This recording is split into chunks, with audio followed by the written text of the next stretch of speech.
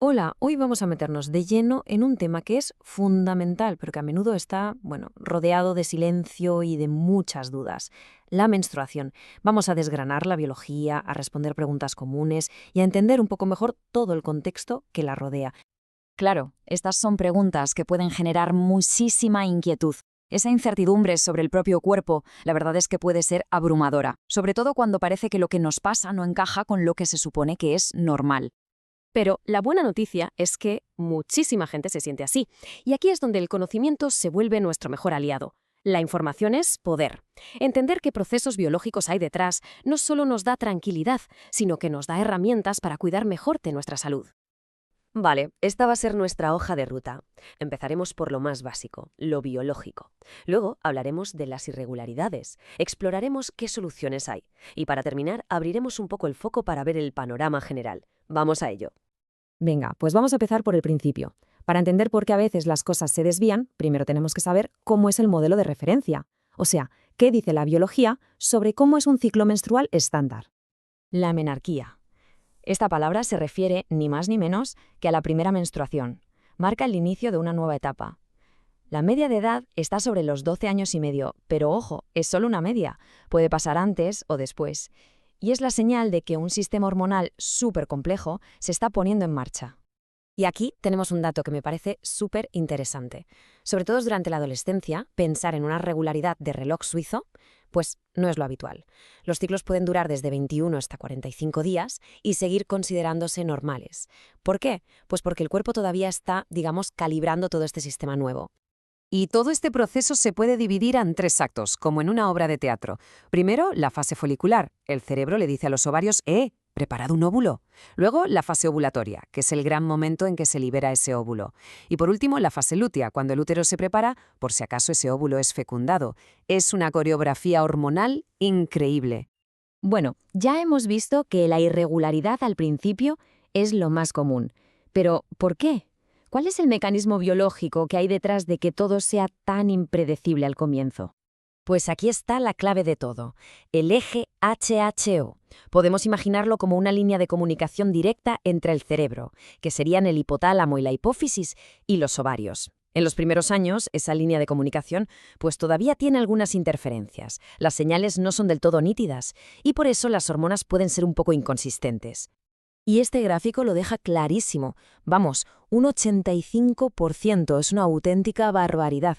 Esto quiere decir que la gran mayoría de los ciclos durante el primer año son anovulatorios, o sea que no se libera ningún óvulo.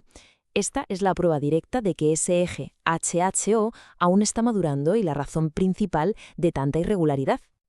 Pero, claro, la pregunta es, ¿cuándo deja de ser normal esta irregularidad? Hay que estar atentos a ciertas señales de alarma. Por ejemplo, ciclos muy cortos o muy largos, sangrados que se alargan más de una semana, un flujo que es exageradamente abundante o la ausencia total de la regla durante meses. Si alguno de estos patrones se repite, es el momento de consultarlo con un profesional. Saber que algo quizá no va del todo bien es el primer paso. El siguiente, claro, es saber qué hacer. En esta sección vamos a ver qué herramientas prácticas y qué apoyo médico tenemos a nuestro alcance. A veces, la herramienta más poderosa es la más sencilla de todas: un calendario menstrual. Sí, algo tan simple como eso. Apuntar el ciclo, cómo es el flujo, los síntomas, nos da una información valiosísima. Se convierte en una especie de mapa que nos guía, tanto a nosotros como al médico, para entender qué está pasando. Y esto es importantísimo, de verdad. Es un problema muy común que se normalice el dolor o los síntomas que nos limitan en el día a día. Es crucial defender la propia salud y buscar una opinión médica profesional. Los síntomas que afectan a la calidad de vida no son normales y merecen ser investigados a fondo. Cuando se necesita un tratamiento, por lo general se suele dividir en estas dos grandes categorías. Por un lado, el enfoque no hormonal con antiinflamatorios, que busca aliviar síntomas como el dolor o reducir el flujo. Y por otro, el enfoque hormonal, que lo que hace es intervenir directamente en ese eje HHO para regular los ciclos, controlar el sangrado y evitar otros problemas como la anemia. Y esta tabla nos enseña algo súper importante, que no hay una única solución para todo el mundo. El tratamiento se personaliza. La decisión depende de la gravedad del sangrado, que muchas veces se mide con los niveles de hemoglobina. Un caso leve puede que se lo necesite observación y suplementos de hierro, mientras que uno grave, claro, necesita una intervención médica mucho más potente. Venga, ahora vamos a abrir el plano, porque la menstruación no ocurre en una burbuja biológica, está conectada con nuestro entorno, nuestro estilo de vida y, por supuesto, con la sociedad. Es que el ciclo menstrual es como un chivato muy sensible de nuestra salud general. Cosas como la dieta, el estrés o el ejercicio demasiado intenso pueden desequilibrarlo.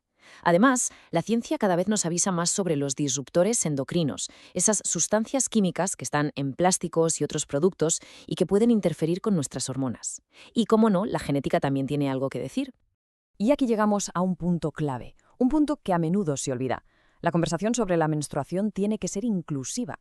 Como bien señala UNICEF, no todas las personas que menstruan se identifican como mujeres. La falta de datos y de visibilidad para los hombres trans, las personas no binarias e intersexuales crea barreras para su salud y además les expone a la discriminación. Precisamente esta necesidad de inclusión nos demuestra que nuestra forma de entender la salud va de la mano de cómo la sociedad define el género. Y esto no es algo fijo, ni mucho menos. Un ejemplo clarísimo lo vemos en la historia de Japón, donde los derechos y el papel de la mujer han cambiado de forma radical a lo largo de los siglos. Estos vaivenes demuestran que las normas sociales evolucionan y nuestras conversaciones sobre salud tienen que evolucionar con ellas. Así que al final la conclusión es bastante clara, ¿no?